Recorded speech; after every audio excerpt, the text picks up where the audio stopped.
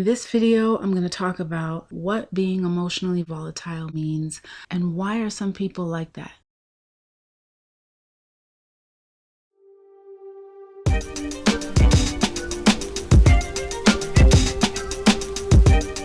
Hi, I'm Nikki from HereToWakeUp.com, and I help people stay accountable and connected to Divine Spirit on their awakening journey. I've been spiritually awakened for 15 years now, self-realized for 10, and I am here to help and to be of service to kind-hearted souls that are ready to progress. So if that's you, welcome to my channel, The Healthy Wealthy Recluse. Welcome back to my channel if you've been here before. Make yourself at home.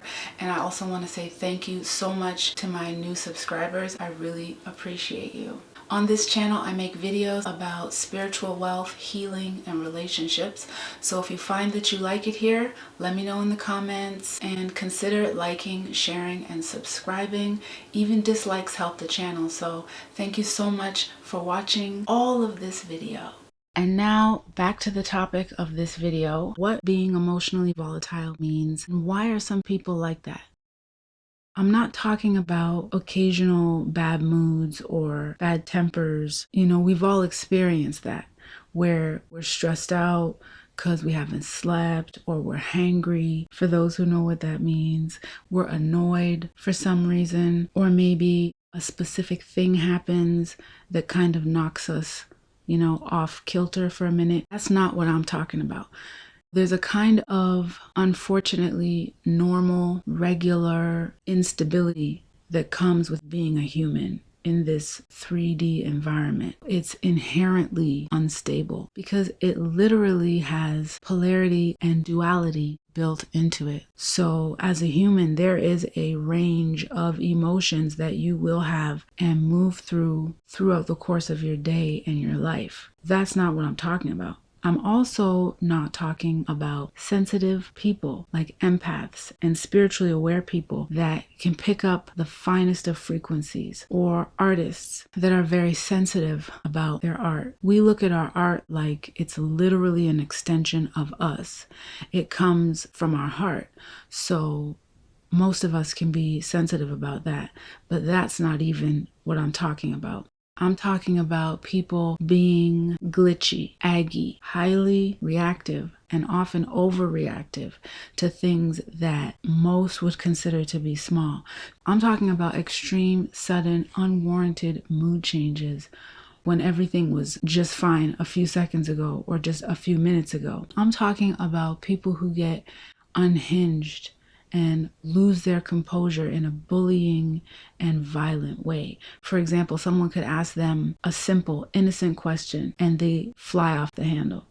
Or there are people who have really unwarranted, rude, mean reactions to things. And I'm not saying that, being rude and mean is ever warranted, but you could understand why someone might respond to rude and mean behavior with a rude and mean reaction, right? You could understand it. It might not be the best way to respond. It's not the highest way to go, but you could understand it. But when someone is just mean and rude for no observable, apparent reason, to me, that's being emotionally volatile. So now I'll talk about why some people seem to be emotionally volatile in the first place. And there are several different ways to approach and look at this. For example, from the third dimensional level of the world and the matrix, so to speak, where we have people and backstories and all of that sort of thing. Sometimes it's just that some people are just mentally and emotionally immature. They have no self-control, no discipline, no sense of emotional awareness, and it just is what it is. Sometimes it can be that people have severe self-doubt or even self-hatred deep down. Sometimes it's simply just a character's personality type, like a bully or an oppressor type that enjoys controlling the room and everyone in it with their behavior because they get a high out of lording it over other people. Sometimes it can be that people are holding on to emotional pain from past trauma. And sometimes there's no specific trauma. It's just that some people might have a general dis-ease or dissatisfaction with their lives.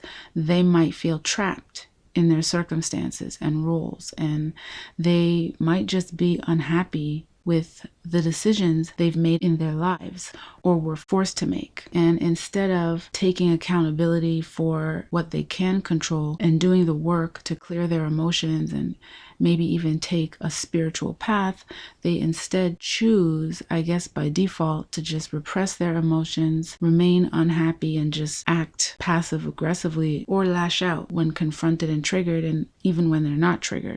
These are some of the causes that I've seen and identified in my own experience through different relationships I've been in my support work, and also in other work environments, even before I started offering my services. Also, speaking from the third dimensional level of things, there appear to be medical diseases, chronic brain conditions, and mental illness that can cause emotionally volatile behavior as well.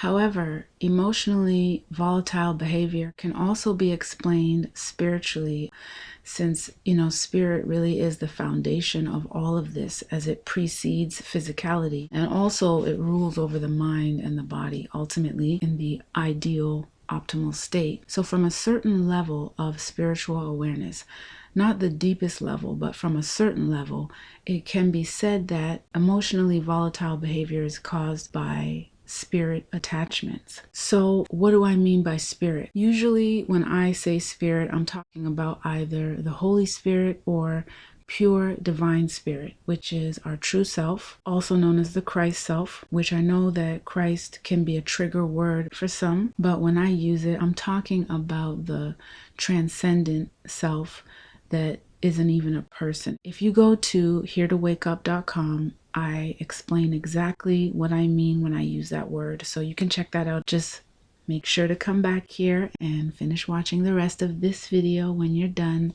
Thank you very much. But yes, this is what I usually mean when I use the word spirit. The pure and loving, kind, transcendent self that is beyond gender. Now, when I talk about spirit attachment, I'm talking about lowercase s spirit, disembodied human spirits, and just low-level energies and entities that are floating around, so to speak.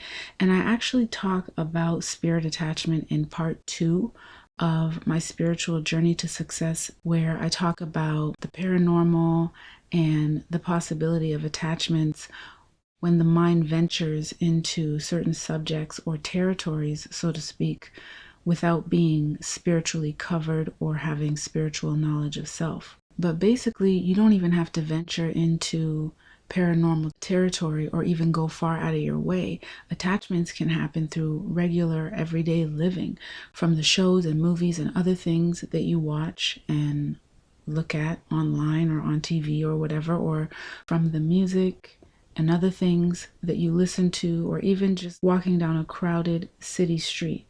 This is why it's so important to stay prayed up and to know who you are spiritually, and most importantly, to do your clearing work so that you are a clear vessel with nothing for these disembodied things to latch onto, because that's what they need. I think we're all familiar with the law of attraction by now, where like attracts like. And there are earthbound spirits that were mad when they were here, and they're still mad, which is why they're earthbound, and even more so now that they no longer have a body. So they would love to use yours. And if your issues and upsets are similar to theirs, they're going to gravitate towards you. If you have daddy issues, mommy issues, resentment towards women, resentment towards men, these low-level spirits with those same issues are going to be attracted to you and have the ability to attach to your mind and your energy field so that they can continue expressing their negative emotion and pain, and they'll be able to influence your thoughts and your behavior, which includes being emotionally volatile. So when it comes to emotionally volatile behavior, whether it's because of spirit attachment or the things I mentioned earlier, it really all boils down to one main cause: insecurity. And there's nothing more insecure than the ego. And I'm going to talk more about that in part 2 of this video coming up. So stay tuned and remember to love yourself. That is the real wealth. And thank you for watching. Take care.